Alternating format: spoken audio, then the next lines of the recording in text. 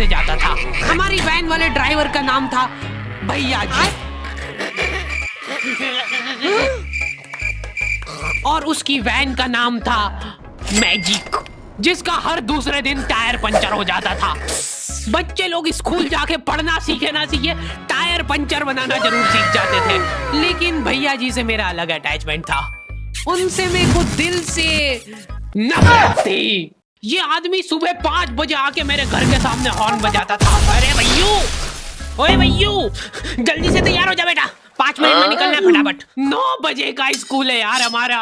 लेकिन ये आदमी सुबह सबसे पहले आके मेरे को लेता था। उसके बाद हम 3-4 घंटे पूरे शहर भ्रमण पे निकलते थे। शहर के पूरे आखिरी कोने से बच्चे ले लेके आता था ये आदमी, जहाँ पे वैन जा भी नहीं सकती, उधर कूदा कूदा के ले जाता था ये, और फिर टायर पंचर हो जाते थे। शाम पड़े वापस से हमको घर घर छोड़ के आता था ये। जिंदगी बर्बाद कर दी थी भैया जी ने मेरी। सबसे पहले लेते थे और सबसे आखिर में छोड़ते थे। लेकिन मैं फिर भी उसी वैन में जाता था, क्योंकि चमेली भी हमारी वैन में आती थी। और बात यह है कि वो मेरे पास ही बैठती थी, मतलब मजबूरन, उसके पास और कोई ऑप्शन ही नहीं बचता था। और मैं बचाता भी नहीं था। मैं घर पे जाते से जो 2-3 घंटे मेरे को सोने के लिए मिलते थे, उसमें सोता नहीं था और मैं प्लानिंग करता था कि कैसे चमेली सिर्फ मेरे पास बैठे। चमेली सबसे आखिर में आती थी और मैं सबसे पहले सुनसान वैन में चढ़ के बस्ता अपने पास में रख के और फसर के सो जाता था। बाकी सारे बच्चे अपना बस्ता गोदी में रखते थे, क्योंकि तुम्हारे बाप की वैन नहीं है, मतलब मेरे भी नहीं थी, पर मेरे ऊपर भैया जी को तरस आ जाता था कि बेचारा 5 बजे से आया है, तो वो सोने देते थे। कैसे चला रहा है ये गाड़ी? रुक जा, गाड़ी चलाना नहीं आती क्या? देखो, आदमी इतना तभी चिढ़ता है जब उसकी जिंदगी में कोई लड़की ना हो। नहीं है ना? नहीं, मैं समझ सकता हूँ लड़की ना होने का दुख दर्द। मैं भी किसी जमाने में लड़कियों की तलाश में गली मोहल्ले भटकता था। फिर एक दिन मेरे पास से वो निकली। जैसे ही मैंने हैपन खोल के देखा, उसकी आईडी मेरे फोन पे चमक रही थी। लेकिन मैं सोता नहीं था, मैं आंख बंद करके चमेली के घर का इंतजार करता था। तो क्योंकि चमेली आखिरी में आती थी, तो वैन पूरी पैक पुक हो रखी होती थी, बच्चे बाहर उबल रहे होते थे, और मैं अपना बस्ता पास में रख के एक्टिंग देखो, एक्टिंग। और जैसे ही वो आती थी, हड़बड़ाना नहीं, ऐसे टाइम पे हड़बड़ाते नहीं है कि फटाफट बैग उठाया और आओ इधर बैठो जल्दी। मत करना यार, भाग जाएगी वो। ठरक नहीं झलकना चाहिए, जरा सिक भी, एकदम सटल रखना है। क्या हुआ? और कहीं जगह नहीं है क्या? तेरे मुंह में मूत दूंगा मैं। अच्छा ठीक है, इधर ही बैठ जाओ। देख रहे हो, एक्टिंग देखो तुम लौंडे की। ना जाने कौन सी नशीली खट्टी मीठी खुशबू लगा के आती थी चमेली। आज तक उसकी खुशबू है मेरी नाक में।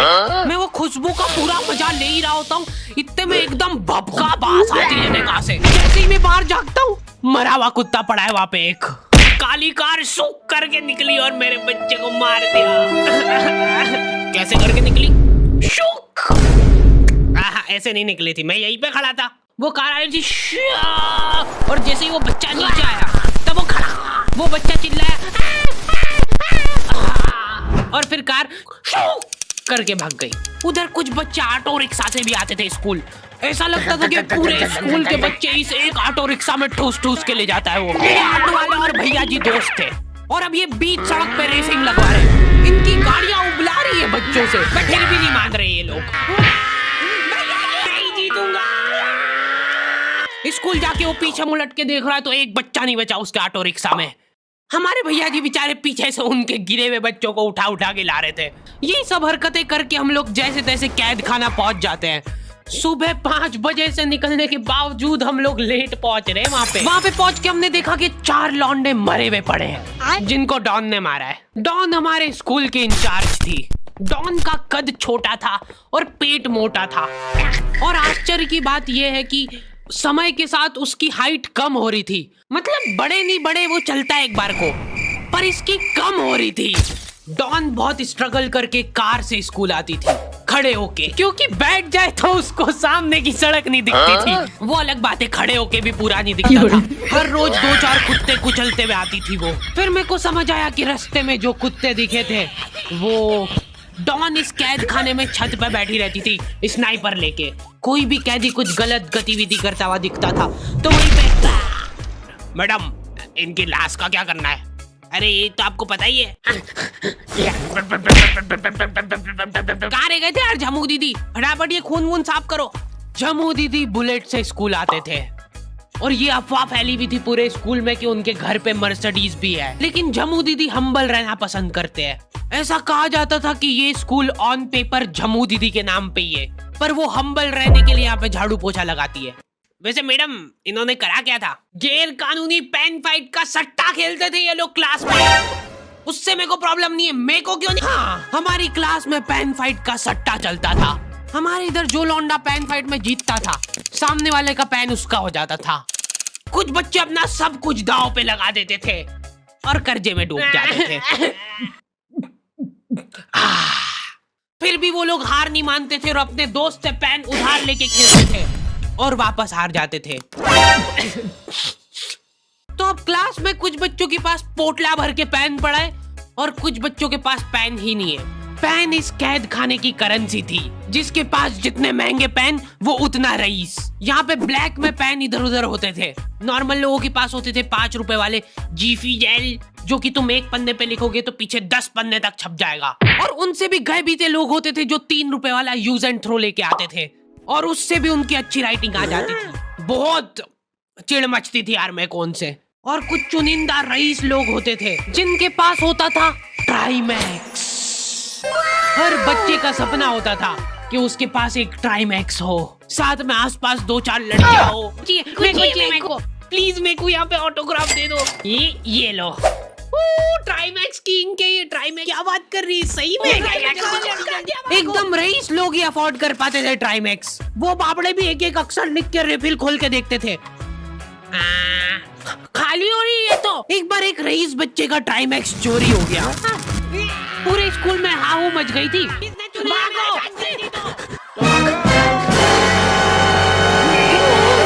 देखो, उस दिन हमको पता चला कि वो आदमी दौड़ भी सकता है। हमारे स्कूल में कुछ भी कांड हो रहा है, ये आदमी सबसे पहले दौड़ के आएगा। पूरा बैग खोल चोर, और बच्चों के बैग चेक करेगा। स्कूल वालों को भी इसकी सैलरी देते वक्त सबसे ज्यादा आखरती है। सैलरी किस चीज की? इस आदमी की शक्ल देख के ऐसा लगता था कि ये स्पोर्ट्स की आड़ में वैन वालों के साथ मिलके बच्चों की स्मगलिंग करता है। इस महान आदमी का नाम था भूषण। उसने अपनी जांग पे टैटू करा रखा था, भू अलग जांग पे, सड़ अलग जांग पे। सर कल से खो खो खेलने के लिए कितनी बजे आना है? वो तो बैग चेक करा पहले। इन्होंने पूरे कैद खाने के कैदियों को लाइन से खड़ा कर दिया है। पेन हमारी क्लास के बच्चे का गुमा है और पूरे स्कूल में ढूंढ रहे हैं लोग। आखिरी में पता चलता है कि वो बच्चा घर पे भूल के आ गया था उसका पेन। सॉरी बेटा, एक फेड में मुंह देगा।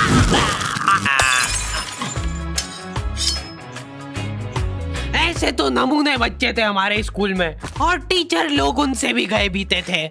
हमारे स्कूल में टीचरों को उनके नाम से कोई जानता ही नहीं है। बच्चों ने उनकी हरकतों के अनुसार टीचरों के नाम रखे हुए। हमारे इंग्लिश वाले टीचर का नाम था छोटा भीम। इससे चिड़चिड़ा आदमी मैंने आज तक नहीं देखा। छोटा भीम की हॉबी थी लड़कों को कूटना। उस बेचारे की हाइट छोटी थी तो बच्चे के मुंह तक उसका हाथ ही नहीं पहुंचता था। बेचारा उचक उचक के मारता था, फिर भी कमर तक ही हाथ पहुंच पाता था उसका। एक पॉइंट पे मेरे को ऐसा लगने लग गया था कि उसको सैलरी लड़कों को कूटने की मिल रही है। कभी किसी बच्चे को बहुत ज्यादा मार दिया, घायल हो गया वो बेचारा, ये लो आपका एक्स्ट्रा बोनस। होमवर्क दोबारा बात करेगा क्या? सर मेरे पापा मर गए, तू भी मर जा। ये लो। अरे वाह, नहीं चल रही सांस, तो नहीं चल रही है। हाँ कंफर्म मर चुका है ये। ये लो आपका प्रमोशन हो गया है। लड़कियों से उसका अलग अटैचमेंट था। कौन सा परफ्यूम लगा के आई हो? सर थोड़ा दूर रहो। अरे मैं कुछ कर थोड़ी ना। भोली की सूरत और आंखों में ठरक लेके स्कूल आ जाता था ये daily. So this means that he will jump over it and then he started. ये आदमी इंग्लिश को इंग्लिश में ही ट्रांसलेट करके चल जाता था हमारी नंगी आंखों के सामने। इधर वॉशरूम में मौत का नंगा नाच मचा रखा था लॉन्डो ने। लॉन्डे दिन भर वॉशरूम में जाके खड़े हैं, कुछ भी नहीं कर रहे वो लोग वहाँ जाके, उनको बस मन की शांति मिलती है वहाँ जाके। अगले दिन उन चारों ने प्लानिंग करी, कुछ तो प्रोडक्टिव करते यार वहाँ जाके। अगले दिन वो सब पानी की बोतल लेके गए। अब वो पानी पी पी के हाथों हाथ मूत रहे हैं। और ये टीचर लोगों को प्रॉब्लम क्या है, बच्चे अगर वॉशरूम जा रहे हैं तो एक गया है तो अभी दूसरा नहीं जा सकता है। क्यों?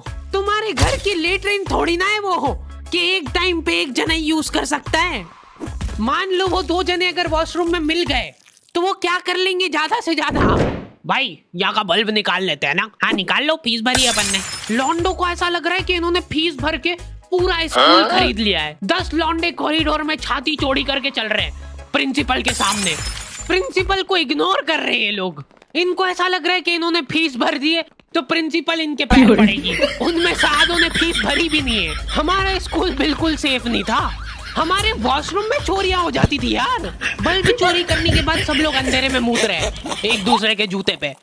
उधर उधर कर। उसके बाद पूरे वॉशरूम में कुछ दिख नहीं रहा है चोरी करने का। तो ये लोग हाँ नल उखाड़ के ले गए। नल कौन ले जाता है? कभी वो मछली वाले साबुन चोरी हो जाते थे, कभी ये फिनाइल की सफेद गोली को माउथ फ्रेशनर समझ के खा जाते थे। भाई भाई इसको चबा मत, इसको चूस, ज्यादा देर तक चलेगी ऐसे। ठंडक हो रही भाई, ठंडक।